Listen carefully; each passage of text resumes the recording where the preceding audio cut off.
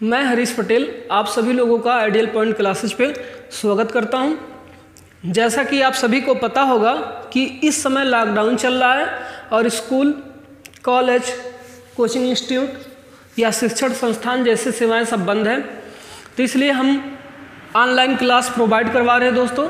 तो आज का जो टॉपिक है हमारा कक्षा 12 का क्लास 12th का मैथ है और चैप्टर है दूसरा दोस्तों। और उस पाठ का नाम जो है आप देख सकते हैं यहाँ पे त्रिकोणमितीय फलन है, अभ्यास 2 है दोस्तों और ये भाग 1 बेसिक है दोस्तों। सबसे बड़ी बात इसमें मैं आपको बता दूं दोस्तों, इस लेक्चर को पूरा आप देखिएगा। हो सकता है इसमें मैं जो बताऊं कुछ आपको पता हो और हो सकता है कुछ आपको ना पता हो। अगर पता है तो फिर भी देखिए, नहीं पता है तो और ध्यान से देखिए दोस्तों। इसमें है क्या, कोई भी पाठ हम वैसे जनरली पढ़ लेते हैं जैसे हमें चाहिए। हम क्या किए, उदाहरण पे गए, उदाहरण तुरंत उठाएं, उसको देखें, उसी के आधार पे हम सवाल लगा लेते हैं।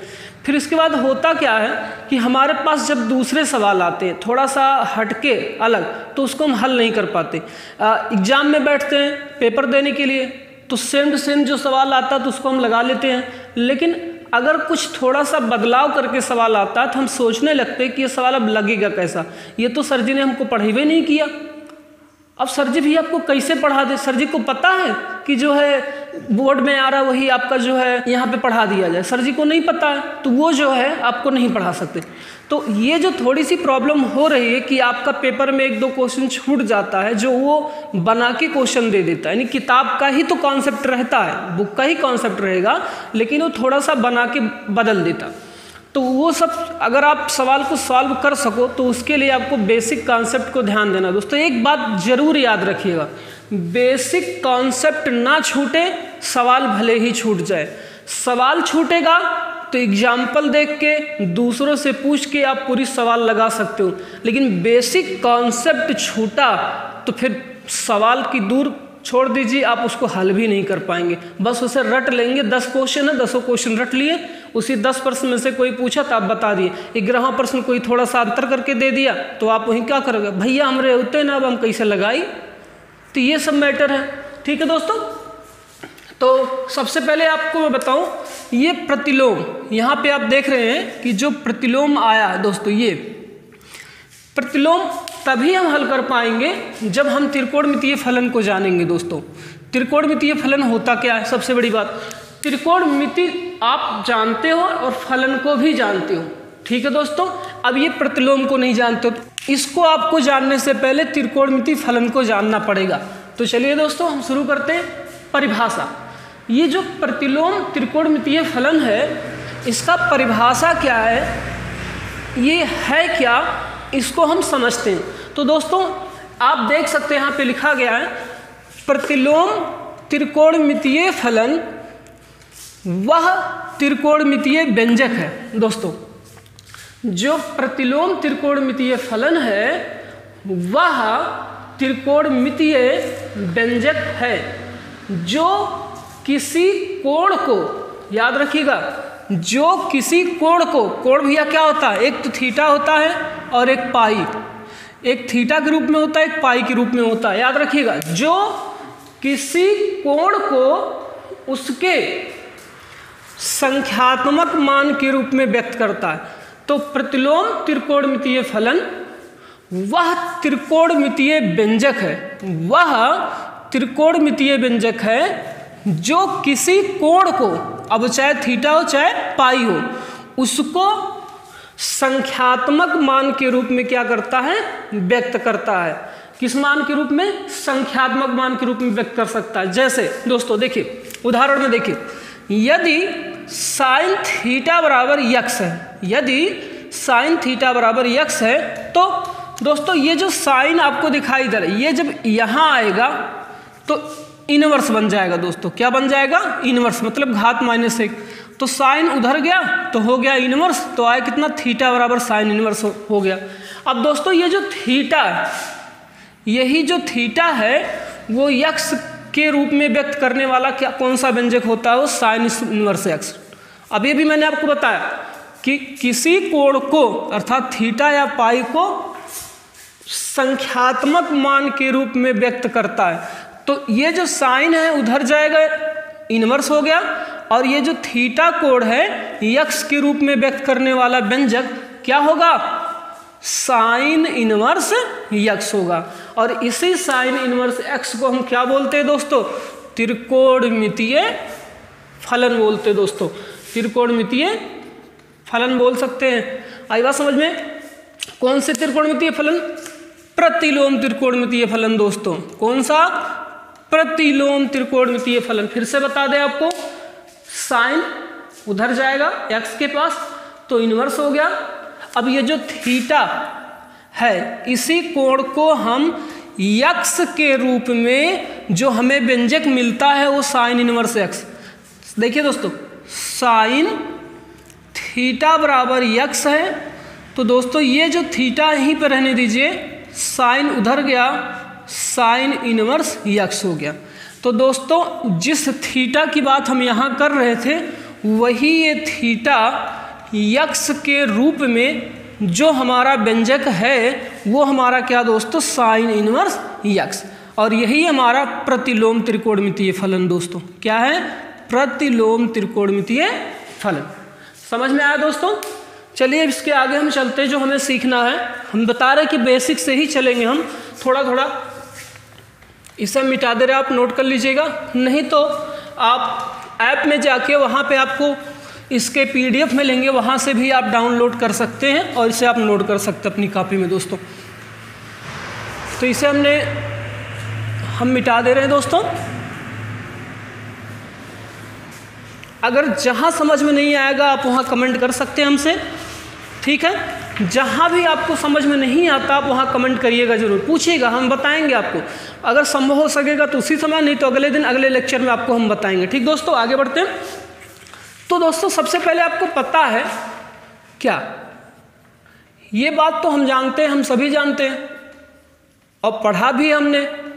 क्या पढ़ा है? पढ़ा ये है कि साइन माइनस, देखो दोस्तों सबसे बड़ी बात, यहाँ मैं छोटी छोटी चीज़ों को तोड़ तोड़ के बता रहा हूँ और इन सब का उपयोग आपके सवाल में है, तो इन सबको जान लीजिए। अगर पता है तो फिर भी देख लीजिए, आपका थोड़ा सा रिवाइज हो जाएगा, और नहीं पता है तो आपके लिए बेस्ट होगा दोस्तों। छोटी छोटी चीज़ें जो कि उसमें प्रयोग लगेंगे। तो देखिए, साइन माइनस थीटा जो होता है दोस्तों वो माइनस साइन थीटा होता है। इस चीज़ को दिमाग में रखिएगा, याद रखिएगा हमेशा। आई बात समझ में? दूसरी बात क्या होता है, कास माइनस थीटा जो होता है दोस्तों वो कास थीटा होता है। याद रखिएगा, साइन माइनस थीटा बराबर माइनस साइन थीटा, लेकिन कास माइनस थीटा, यहाँ जो माइनस है वो यहाँ पे माइनस नहीं लगेगा। ठीक दोस्तों, इसी प्रकार से हम टैन माइनस थीटा का प्रयोग करके देखेंगे तो यहाँ पे minus tan theta, cot minus theta का देखेंगे तो माइनस कॉट थीटा।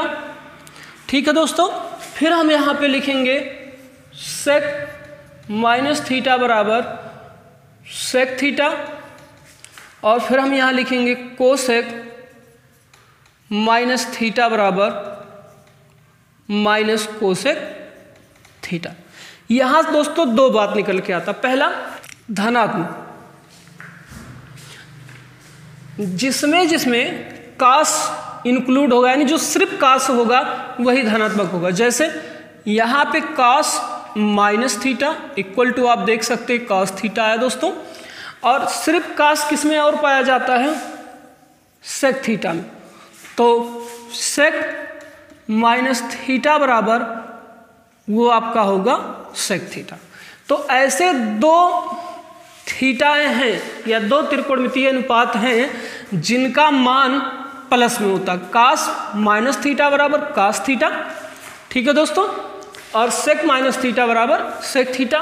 और माइनस वाला का बात करें हम तो यहाँ पे आपको मिलेगा sine minus theta, tan minus theta, cot minus theta, cosec minus theta. इन सभी में दोस्तों क्या होता है, minus sine theta, minus tan theta, minus cot theta और माइनस कोसेक थीटा। समझ में आया? अगर ना आया हो तो आप बैक करके इस वीडियो को देख सकते हैं। ये छोटी छोटी चीज़ें आपको पता भी नहीं भी पता है। ठीक दोस्तों, इसे मिटाते हैं यहाँ से। तो ये इसका उपयोग लगेगा, बहुत इंपॉर्टेंट है ये, तो इसको हम मिटा देते दोस्तों। आगे चलते हैं, छोटी छोटी चीज़ें हम पहले सीखेंगे जिसमें अभी त्रिकोणमिति के हम फार्मूले की बात नहीं करेंगे, जो आप 11 का फार्मूला, उसका हम एक अलग से लेक्चर बना देंगे वीडियो, वहाँ से आप जाके उसको देख सकते हैं ताकि आपको याद ना करना पड़े। लेकिन हम त्रिकोणमितीय फलन पढ़ रहे हैं दोस्तों, तो इसमें हमें जो हमारा टॉपिक वो देखना पड़ेगा। हालांकि बेसिक पढ़ा रहे तो वो हम अगले वीडियो में बना देंगे, लेक्चर एक दूसरा वीडियो बन जाएगा दोस्तों। फिर इसके बाद क्या दोस्तों, हम थोड़ा सा और जान लेते हैं कुछ दोस्तों। हम यह जान लेते हैं कि हमारा कब किस चतुर्थांश में कौन सा प्लस होता है, कौन सा माइनस, एक अलग तरीके से, जो आपको पता भी है नहीं भी पता। अगर नहीं पता तो देख लीजिए, एक अलग तरीके से, आपको रटना नहीं पड़ेगा, याद हो जाएगा। बस 2 से 3 बार आप लिखेंगे, समझेंगे, आपको याद हो जाएगा, कभी भी नहीं भूलेगा दोस्तों, कभी भूल ही नहीं सकते हो। ठीक है, तो हम देखिए दोस्तों, यहाँ पे ये फिर एक रेखा ऐसे इतना बड़ा दोस्तों, आपको पता कि यहाँ से ये जो पूरा लाइन है ये हमारा x अक्ष है, और जो नीचे ऊपर से नीचे की तरफ आ रहा पूरी लाइन ये हमारा y अक्ष। दोस्तों यहाँ हमारा x होता है, यहाँ पे हमारा क्या होता है, x होता है। ठीक है, और x कैसा होता है, ये प्लस होता है दोस्तों, कैसा होता है, प्लस। और यहाँ पे हमारा x डैश होता है, और ये हमारा क्या होता है दोस्तों, माइनस होता। ठीक इसी प्रकार हमारा ये y होता है और ये हमारा प्लस होता है, और ठीक इसी प्रकार हमारा ये y होता है और ये माइनस होता। ठीक दोस्तों, इसमें होता क्या है, ये हमारा प्रथम चतुर्थांश है और ये हमारा द्वितीय चतुर्थांश है, ये हमारा तृतीय चतुर्थांश है, और ये हमारा चतुर्थ चतुर्थांश है। ठीक दोस्तों, अब सवाल ये है कि इसका चिन्ह कैसा होगा।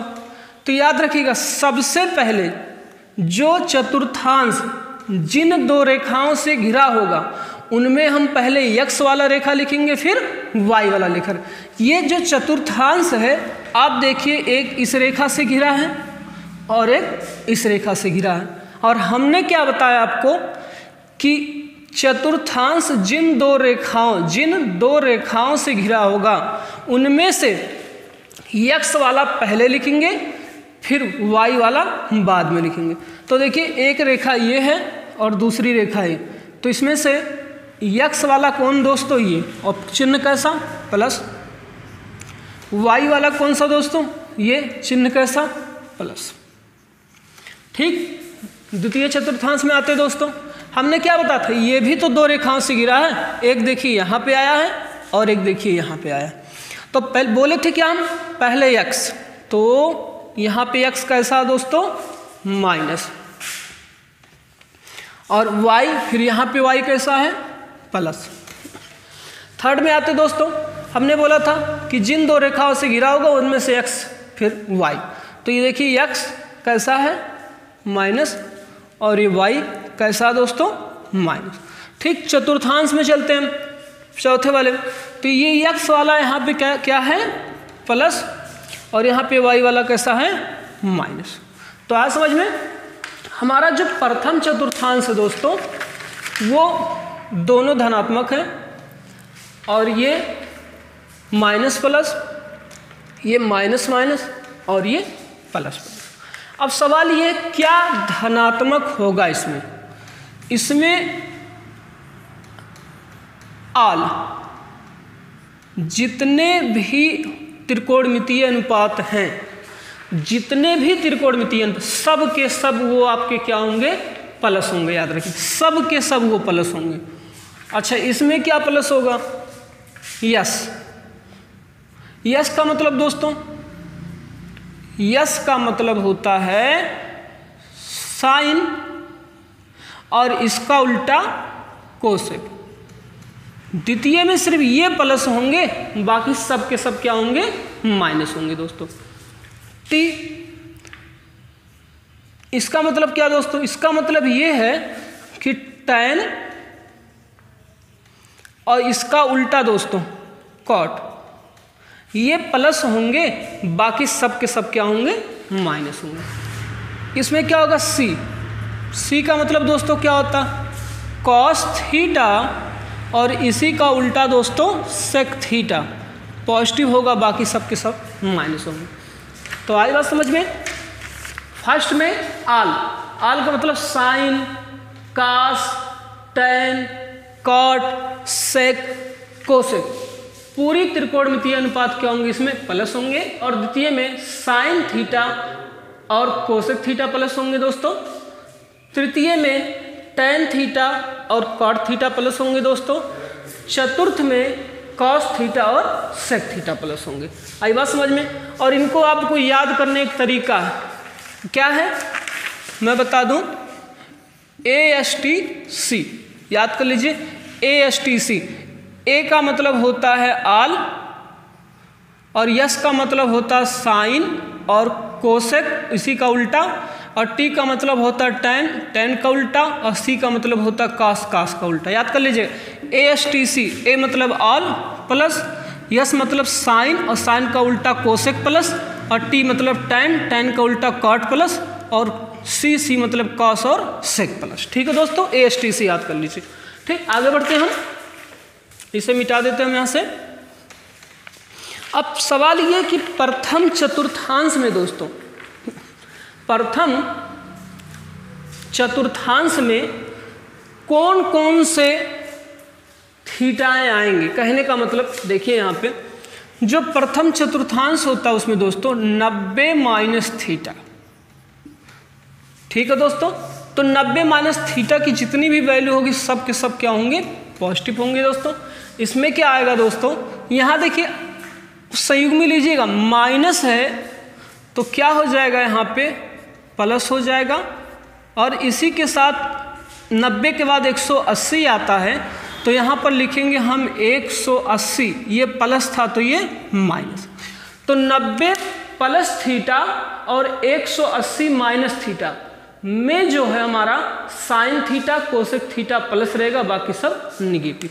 ऐसे इसमें 180 माइनस है तो यहाँ उसका संयुग्मी 180 प्लस थीटा, और दूसरा दोस्तों 180 माइनस प्लस तो हो गए, अब 270 प्लस है तो यहाँ पे माइनस थीटा। 180 प्लस थीटा और 270 माइनस थीटा में सिर्फ टैन और काट प्लस होंगे, बाकी सबके सब दोस्तों क्या होंगे, माइनस होंगे। इसी प्रकार से इसमें देख लेते हैं, 270 माइनस था तो 270 प्लस थीटा, और हम यहाँ पे 360 माइनस थीटा। इसमें कास सेक प्लस होंगे, बाकी सब के सब दोस्तों क्या होंगे, माइनस होंगे। अभी 360 माइनस है और यहाँ पे हम लिख सकते हैं 360 प्लस थीटा। तो जोड़ों के रूप में रहेगा दोस्तों, यहाँ 90 माइनस तो 90 प्लस, 180 माइनस, 180 प्लस तो 270 माइनस, और 270 प्लस तो 360 माइनस, और 360 प्लस नहीं। तो आई बात समझ में। ये है जो आपको दिमाग में रखने हैं, इसमें सभी के सभी मान पॉजिटिव होंगे।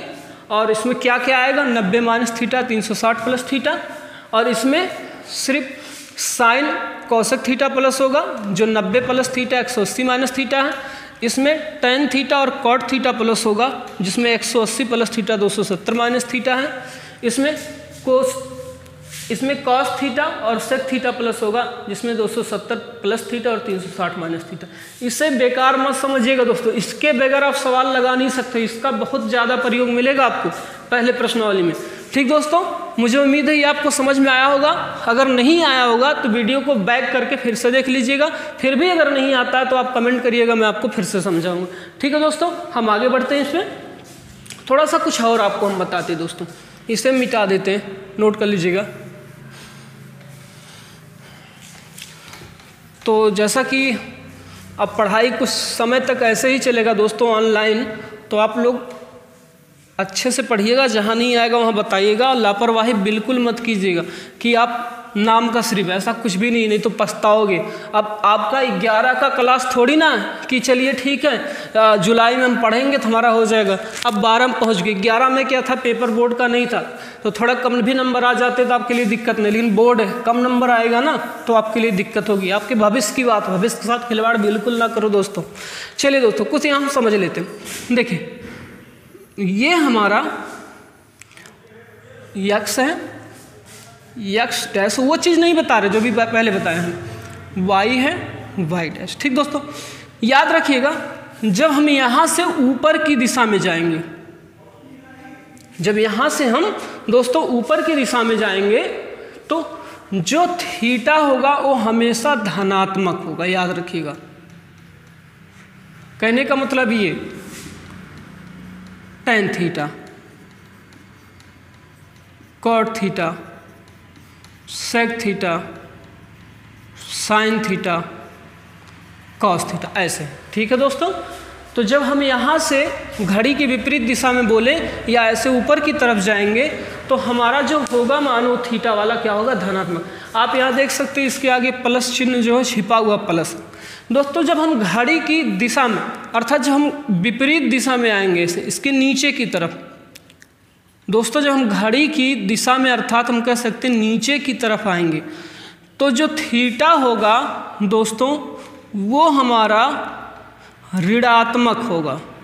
क्या होगा दोस्तों, ऋणात्मक। कैसे होगा ऋणात्मक, देखिए साइन माइनस थीटा लगेगा, कास माइनस थीटा लगेगा दोस्तों, टेन माइनस थीटा लगेगा, इस प्रकार से। ठीक है दोस्तों, अगर हम ऊपर की तरफ चलेंगे यक्स से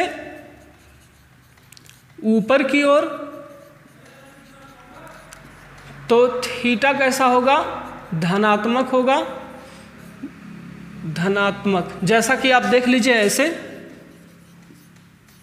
इस थीटा का भी जो साइन होगा वो धनात्मक होगा, ऐसे साइन से लेके आपका कोसेक तक रहेगा। ठीक है दोस्तों, यहाँ देखिए। और जब हम यक्स से नीचे की तरफ तो थीटा दोस्तों ऋणात्मक होगा।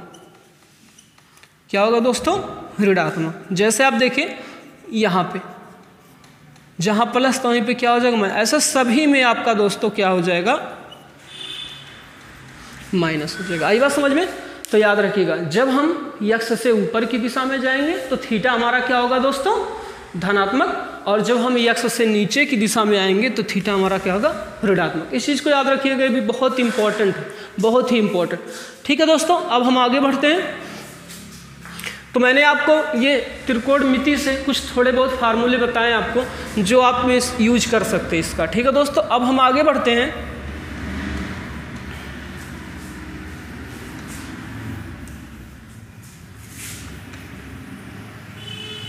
दोस्तों आगे बढ़ने से पहले हम सबसे पहले कुछ फलन के बारे में जान लेते हैं कि अब फलन क्या होता है। फलन में दो चीज़ें जानना हमको, डोमेन क्या होता है, कोडोमेन क्या होता है, रेंज क्या होता है। अच्छे तरीके से सभी को पता दोस्तों, तो फिर भी हम एक बार जो है इस पर डिस्कस कर लेते हैं थोड़ा, क्योंकि बहुत ज़रूरी है। इसके बगैर जो हमारा ग्राफ, वैसे कि कभी कभी ग्राफ अगर पूछ लिया ग्राफ तो दिक्कत हो जाएगा।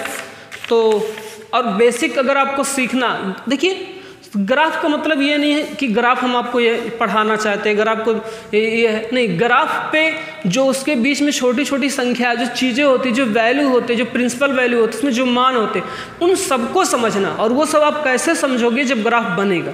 ठीक है दोस्तों, इसलिए ग्राफ हमें बनाना और आपको समझाना है, तो उसके लिए कुछ छोटी छोटी चीज़ें आपको सीखना पड़ेगा। अब ये उद्देश्य नहीं है कि आप ग्राफ सीखो या ना सीखो तो अलग की बात है, लेकिन ग्राफ के द्वारा कुछ छोटी छोटी चीज़ें ऐसी हैं जो आपको समझ में आएंगी, नहीं तो नहीं आएंगी। ठीक दोस्तों, तो ग्राफ पे फिलहाल बाद में चलते हैं, कुछ जान लीजिए। सबसे पहले दोस्तों हम चलते हैं डोमेन, कोडोमेन और रेंज की तरफ, कि डोमेन क्या होता है, कोडोमेन क्या होता, रेंज क्या होता दोस्तों। तो चलिए मान लीजिए, माना समुच्चय ए बराबर हमारा यहाँ पे 1 2 3 डॉट डॉट 10 है, और इनका जो रिलेशन दोस्तों दिया गया वो ये दिया गया है ए कामा बी सच दैट, यहाँ पे जो relation A comma B such that A बराबर बी प्लस 1, जहाँ आपका बी छोटा और बराबर है 5 के। ठीक दोस्तों, ये रिलेशन है। तो चलिए सबसे पहले क्या करते हैं, हम इसको प्राप्त कर लेते हैं। देखिए दोस्तों, यहाँ पे जब b के स्थान पे आप 1 रखेंगे तो a का मान कितना मिलेगा, 1 1, a का मान कितना मिलेगा 2। ठीक दोस्तों, ऐसे जब b के स्थान पे देखो, यहाँ b मतलब b का मान दूसरे स्थान पे लिखा जाएगा, a का मान पहले स्थान पे, इसीलिए जो हम यहाँ मान रख रहे हैं उसको हम पीछे लिख रहे हैं और जो यहाँ रखने पर आ रहा है उसको हम कहाँ रख रहे हैं, आगे। तो b का मान अगर हम 2 रखेंगे तो हमको यहाँ पे कितना मिलेगा, 3 मिलेगा। ऐसे अगर हम यहाँ 3 रखेंगे तो हमको यहाँ 4 मिलेगा। इसी प्रकार से ऐसे हम यहाँ 4 रखेंगे तो हमको 5 मिलेगा। ठीक दोस्तों, अब कह रहा जो b की वैल्यू है उसे में 5 से छोटा या 5 के बराबर रखना है दोस्तों, तो हम यहाँ 5 रखेंगे तो 6 मिलेगा। अब इसके आगे हम नहीं रख सकते, क्यों? क्योंकि बाउंडेशन है कि आप b की वैल्यू सिर्फ 5 तक ही रख सकते हैं, उससे ज़्यादा नहीं। तो दोस्तों हम क्या करते हैं, इसमें से एक इस तरीके से एक चित्र बना लेते हैं हम, और हम क्या करते हैं कि ये देखो समुच्चय ए है और दोनों के दोनों ही सेट हमारे ए हैं। ठीक है दोस्तों, तो हम दोनों पे दोनों अंक करते हैं, 1 2 3 4 5 6 7 8 9 10। ऐसे 1 2 3 4 5 6 7 8 9 10। ठीक दोस्तों, अब आप देखिए कि ये पहला था और ये दूसरा था।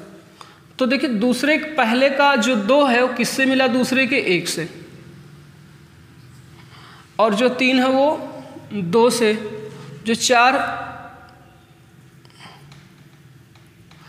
2 है 1 से, 3 है 2 से, 4 है वो 3 से दोस्तों, 5 है वो 4 से, और 6 हम लिख सकते हैं वो 5 से दोस्तों। ठीक है ना, 2 1 से, 3 2 से, 4 3 से, 5 4 से, और 6 5 से। ठीक दोस्तों, अब इसमें हम देखते हैं कौन डोमेन, कौन कोडोमेन, कौन रेंज। तो दोस्तों हम डोमेन की बात करते हैं,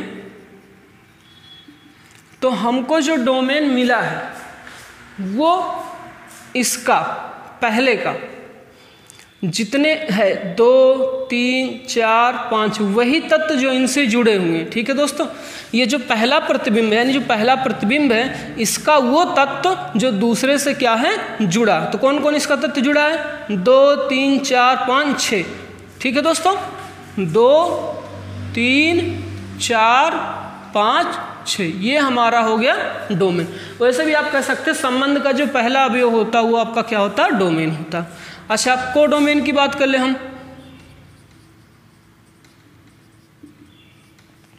कोडोमेन जो सेट होता है दूसरा वाला सेट, वो पूरा का पूरा दोस्तों कोडोमेन ही होता है। दूसरा सेट पूरा का पूरा क्या होता है, कोडोमेन ही होता है। मतलब ये पूरा सेट ही हमारा क्या होगा दोस्तों, कोडोमेन होगा। कौन कौन से होंगे, 1 2 3 4 डॉट डॉट ऐसे कहाँ तक, 10 तक। तीसरी बात दोस्तों, हम रेंज के बारे में जान लेते हैं। रेंज क्या होता है,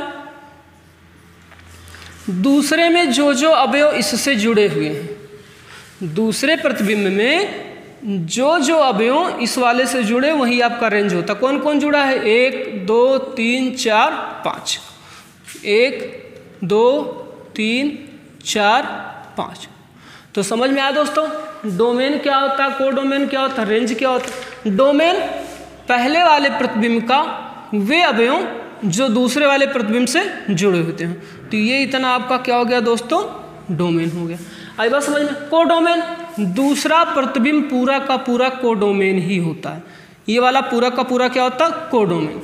रेंज क्या होता, दूसरे प्रतिबिंब का वे अवयव जो पहले प्रतिबिंब से जुड़े होते हैं। ये देखिए 5 अवयव हैं जो पहले से क्या हैं, जुड़े।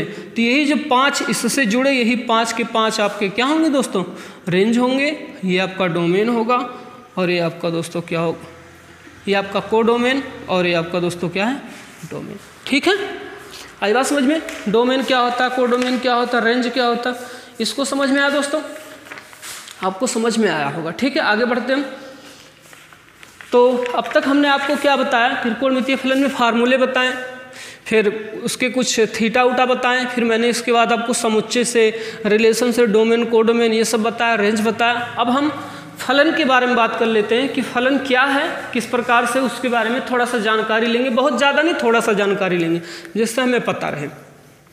वैसे आप सभी को पता है कि फलन क्या है, हमने पढ़ाया आप लोगों को, तो फलन बताने की ज़रूरत नहीं, उसमें कुछ बताना थोड़ा बहुत जिसके रूप हैं। देखिए दोस्तों, सबसे पहले फलन जो होता है, होता क्या है वो तो हम पढ़ा चुके हैं, उसके बारे में डिस्कस नहीं करेंगे। यहाँ पे फलन दो चीज़ जानना पड़ेगा, एक एकैकी और एक आच्छादक। ठीक है ना? अब एकैकी क्या होता है और आच्छादक क्या होता है दोस्तों? एकैकी और आच्छादक जानने के लिए आपको क्या करना पड़ेगा, एक सिंबल बनाना पड़ेगा। चलिए हम समझ लेते हैं। एकैकी के लिए समझ लेते हैं पहले, ऐसे।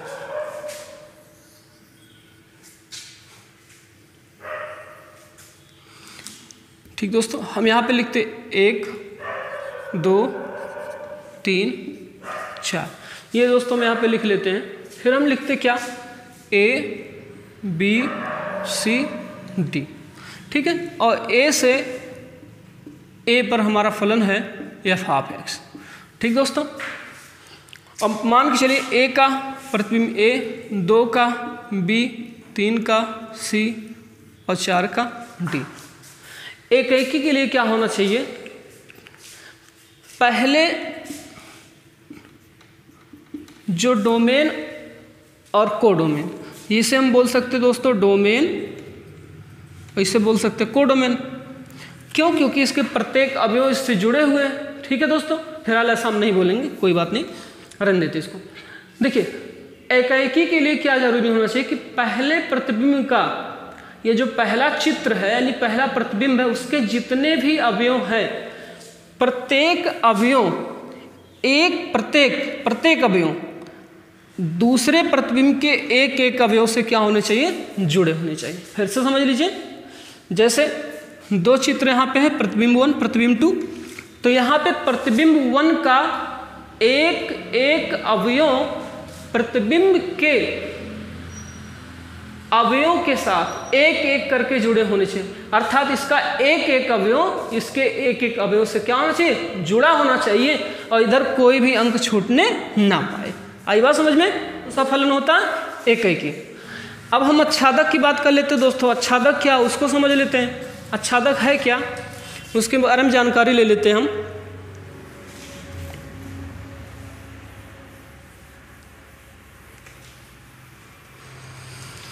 दोस्तों आच्छादक, चलिए समझते हैं।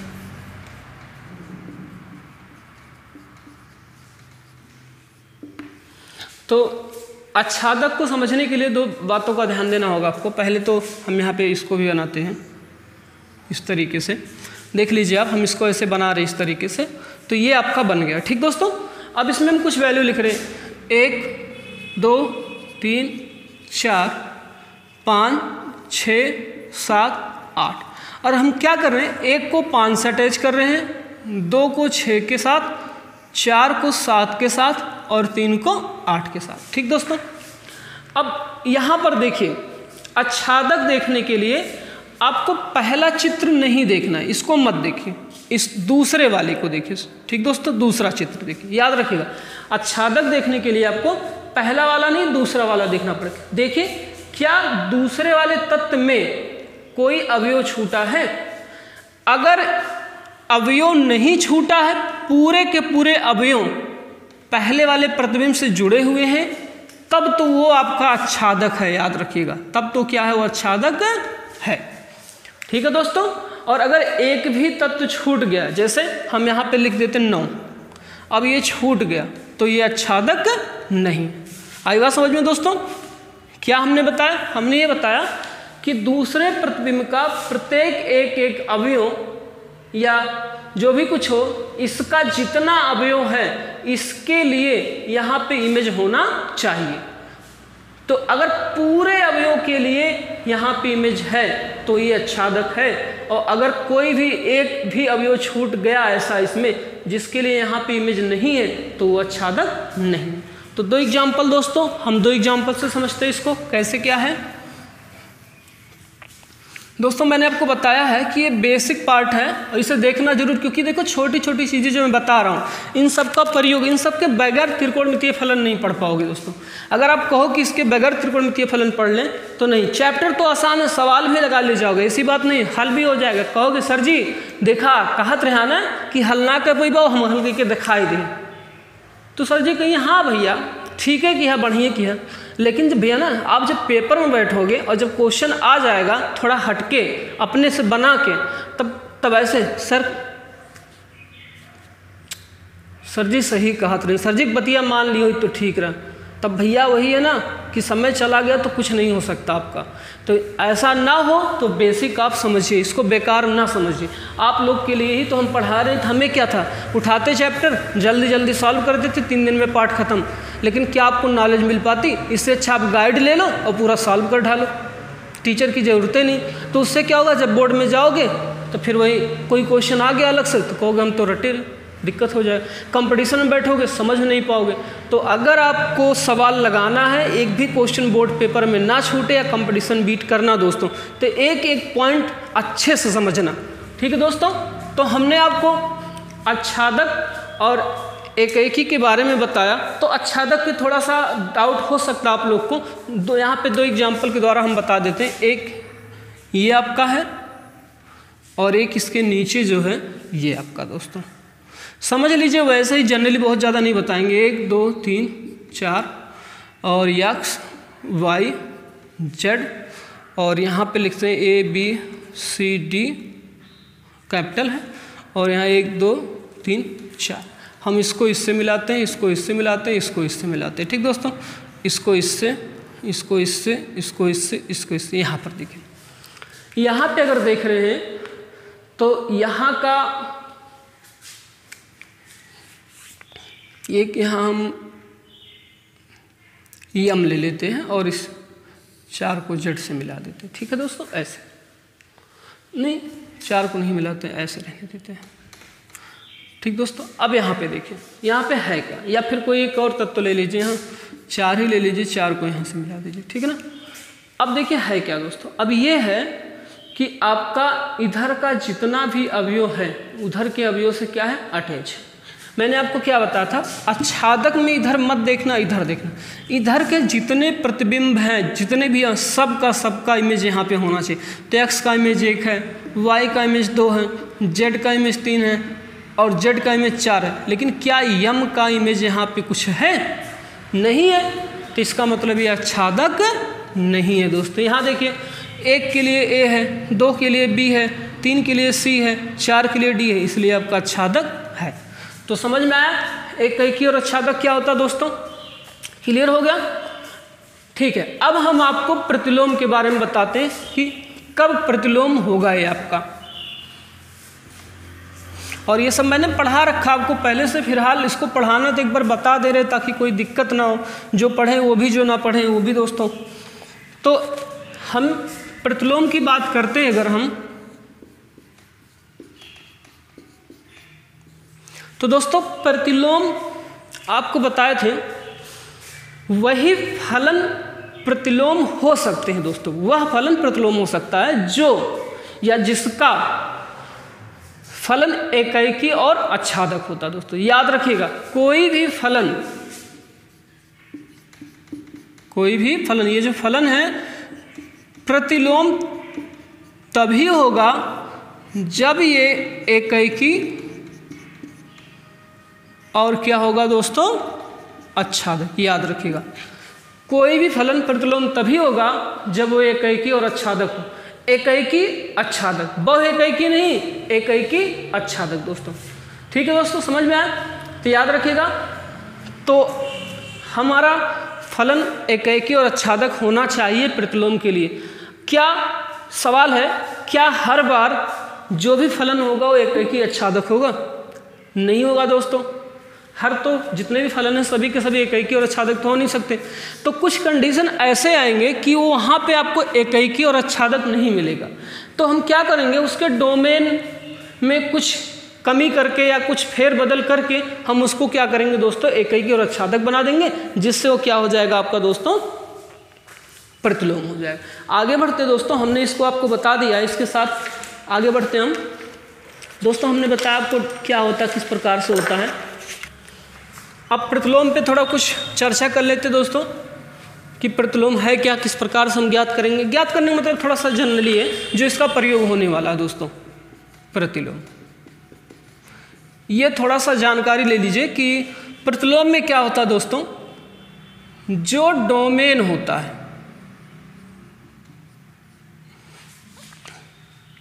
जैसे थोड़ा सा इसे मिटाकर इस तरह लिखते हैं। अभी ये प्रतिलोम नहीं, अभी सिर्फ ये फलन है मान के चलिएगा, ठीक है। डोमेन टू रेंज, ठीक दोस्तों। अब ये प्रतिलोम दोस्तों, ये जो फलन है इसमें डोमेन और रेंज होता है। आप रेंज के स्थान पे कोडोमेन भी कह सकते हैं, आपकी अगर इच्छा है तो। डोमेन और रेंज भी होते दोस्तों। और प्रतिलोम में क्या होगा, जो रेंज है वो डोमेन हो जाता है, और जो डोमेन है दोस्तों वो क्या हो जाता है, रेंज हो जाता है। आई बात समझ में, रेंज डोमेन हो जाता है, डोमेन रेंज हो जाता है। तो इस चीज़ को हम थोड़ा सा समझ लेते हैं अच्छे तरीके से, कैसे क्या बनता है, कैसे क्या नहीं बनता है दोस्तों। तो चलिए इसे मिटाते हैं, देखते हैं। देखिए दोस्तों, यहाँ पे हम एक फलन ले लेते हैं। क्या ले लेते हैं, एक फलन। नहीं, एक साइड में लिखते हैं ना, अभी तब सही रहेगा। ऐसे ए है, ए से ए पे क्या है, फलन है, ठीक दोस्तों। यहाँ पे हम लिखते हैं ए बी सी डी। यहाँ लिखते 1 2 3 4, ए को 1 से, बी को 2 से, सी को 3 से और डी को 4 से दोस्तों। तो यहाँ पे अगर आप देखेंगे, अभी ये सिर्फ और सिर्फ फलन है, ठीक दोस्तों। तो ये डोमेन आपका कौन कौन सा है, ए है, बी है, सी है, डी है। और रेंज आपका कौन सा है दोस्तों, 1 है, 2 है, 3 है, 4। जब इसका हम प्रतिलोम निकालेंगे, क्या निकालेंगे दोस्तों, प्रतिलोम, तो होगा क्या, ये जो 1 2 3 4 ये इधर आ जाएगा, दूसरे से पहले पे आ जाएगा दोस्तों। दोस्तों प्रतिलोम की जब हम बात करेंगे तो यहाँ से 1 2 3 4 यहाँ से आपका यहाँ आ जाएगा, दूसरा वाला पहले पे आ जाएगा। तो दोस्तों यहाँ पे आपका होगा क्या, 1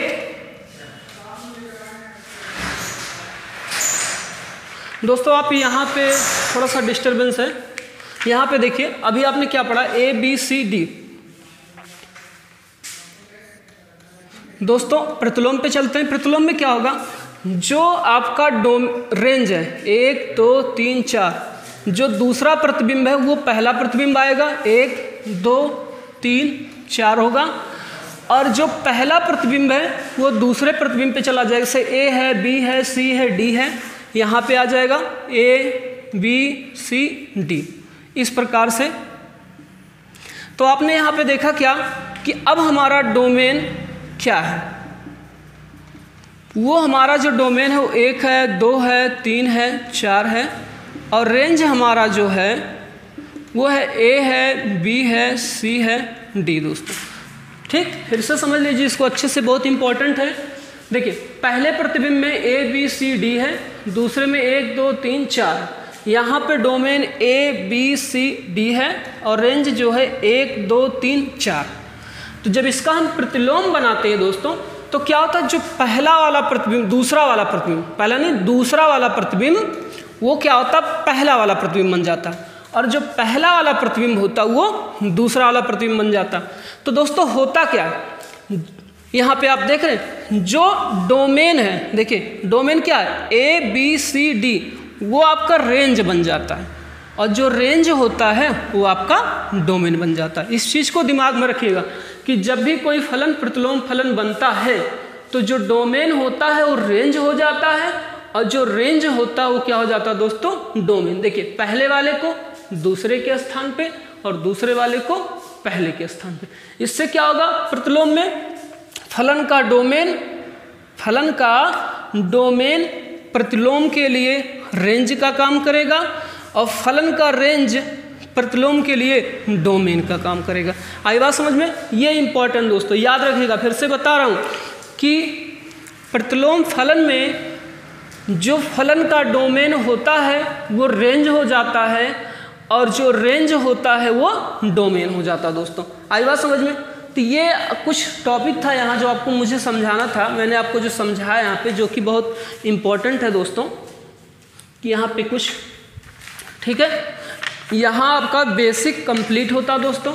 जो आपका बेसिक था ये कंप्लीट हो चुका है। अब हम अगले लेक्चर में क्या सीखेंगे कि साइन थीटा का ग्राफ और साइन थीटा से साइन इनवर्स का ग्राफ। ठीक दोस्तों, बहुत इंपॉर्टेंट है, बहुत इंपॉर्टेंट। अब ये मत कहिएगा सर जी आप हमको साइन थीटा का ग्राफ सिखा रहे हो, हम तो 11 में पढ़ लिए। भैया जी साइन थीटा 11 में तो पढ़ लिए हो, इसका ग्राफ भी आप पढ़ लिए हो, मैं थोड़ी ना करो नहीं पढ़ रहे। और लेकिन हमें साइन इनवर्स यक्स का भी तो ग्राफ पढ़ना दोस्तों। अगर साइन थीटा का ग्राफ हम नहीं पढ़ेंगे तो साइन इनवर्स एक्स का ग्राफ कैसे समझ में आएगा।